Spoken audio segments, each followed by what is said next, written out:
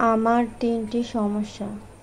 আমি বেশি ভাবি, আমি সবাইকে ভালোবাসি এবং বেশি বিশ্বাস করি।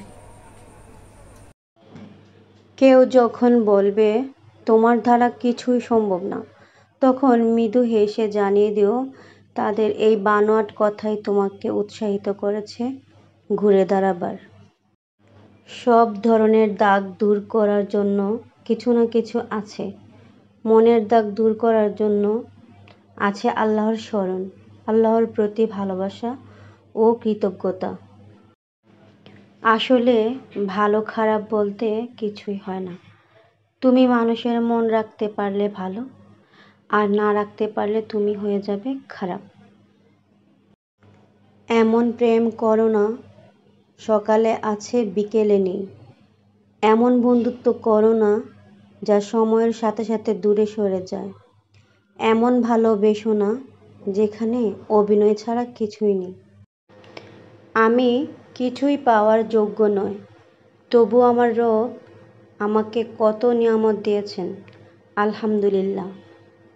কাউকে খুশি করার জন্য নিজেকে পরিবর্তন করাটা বোকামি।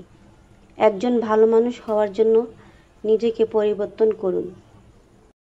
কেউ যখন তোমাকে সাহায্য করা, ভালো ব্যবহার করা ছেড়ে দিবে, স্বার্থপরতা করবে, তার জন্য হতাশ হবে না। তোমার জন্য তোমার সৃষ্টিকর্তাই যথেষ্ট। ভুল জায়গায় স্যাক্রিফাইস আর ভুল মানুষের সাথে কম্প্রোমাইজ আপনাকে না দেবে সুখ, না দেবে সফলতা।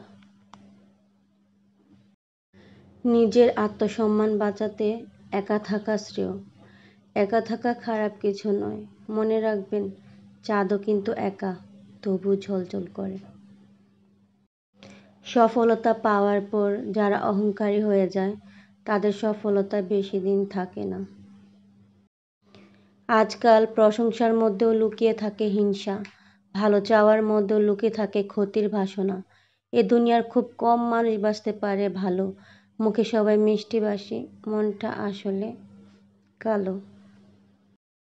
সম্পর্ক যখন পুরান হয়, বেড়ে যায় অবহেলা, ছোট হয় মেসেজ, কমে যায় গুরুত্ব, বেড়ে যায় দূরত্ব, আর দোষ হয় পরিস্থিতির।